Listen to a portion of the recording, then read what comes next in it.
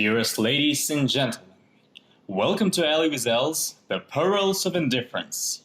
Presentation prepared by Don, Janice, Kimberly, and Moses. Elie Wiesel was a Transylvanian American political activist, Nobel laureate, and Holocaust survivor. As a journalist, novelist, and playwright, he talked about his experiences as a Jewish prisoner in the concentration camps. Elie Wiesel was appointed as a chairman of the United States Holocaust Memorial Council in Washington, D.C. Later, in 1986, Elie received the highest civilian award of the United States, the Presidential Medal of Freedom, as a messenger to mankind. LA Times described him as the most important Jew in America. In his speech, Wiesel notes that despite the world witnessing the atrocities of Holocaust, nobody learned from the mistakes or prevented such genocides from happening again. His main argument is that to be indifferent to that suffering is what makes the human being human.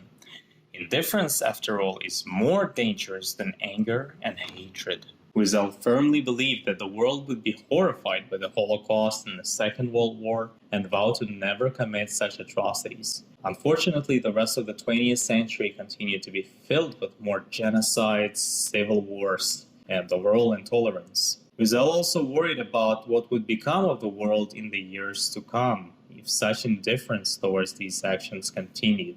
Wiesel's speech was debuted during one of the Clintons' Millennium Evenings. He focused on the dangers of indifference to the acts of cruelty worldwide and having learned nothing from the past.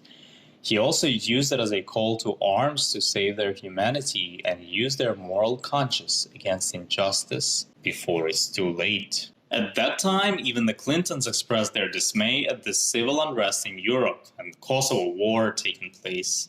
Now it seems that the speech had little to no impact in the world. Despite there are some efforts being made to stop horrible events from happening, not many things has changed from when Wiesel first made his speech. Developed by philosopher Stephen E. Tolman, the Tolman model is a style of argumentation that breaks arguments down into 6 component parts: claim, grounds, warrant, qualifier, rebuttal, and backing. In this slide, I'll particularly be talking about the qualifier, which is the claim. The first part of the Tolman model is the part that I'll specifically be talking about, which is the qualifier, or the claim. And the claim is the conclusion whose merits we are seeking to establish. Basically, what Elie Wiesel, the rhetor, is trying to persuade the audience to believe. Wiesel's claim is, indifference, after all, is more dangerous than anger and hatred. What type of claim is this? Claim of value, because he used this type of claim to begin the discussion about indifference, solely based on his audience, his experiences, and his values. Elie Wiesel's speech is also subjective, which can be seen through the claim of value. A claim that advances a statement about what is worthy. Example arguments could be good or bad, just or unjust, right or wrong, or beautiful or ugly. A more concrete example would be oftentimes people believe killing is wrong, but in some instances, killing another person is generally acceptable. How is it subjective? Subjective because Elie Wiesel explains that standing by and watching something bad happen like World War II in relation to America is just as bad as causing the war.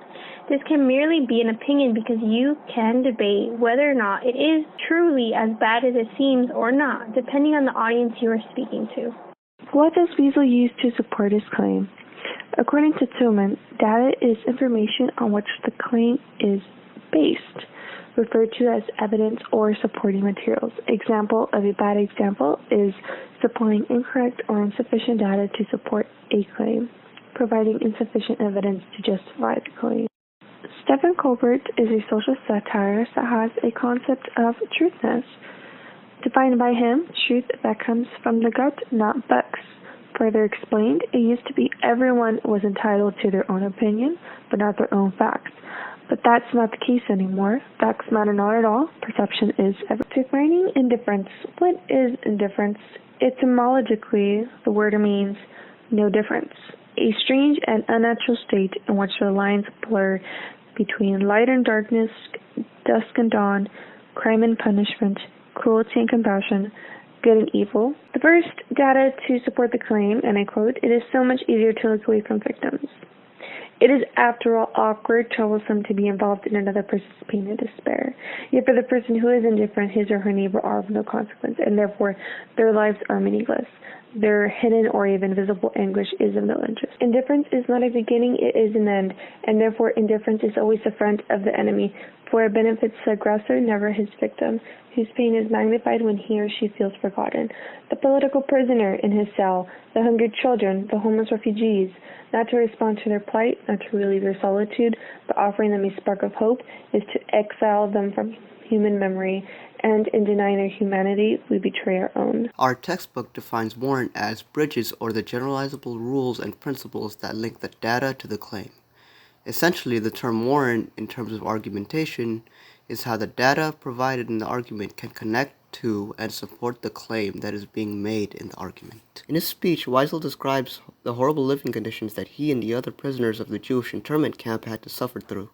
He also makes a point to state how he and the other prisoners not only felt abandoned and forgotten by the rest of the world, but forsaken by God himself, further emphasizing how hopeless their situation was. These experiences serve as the data in his argument to support his claim against indifference.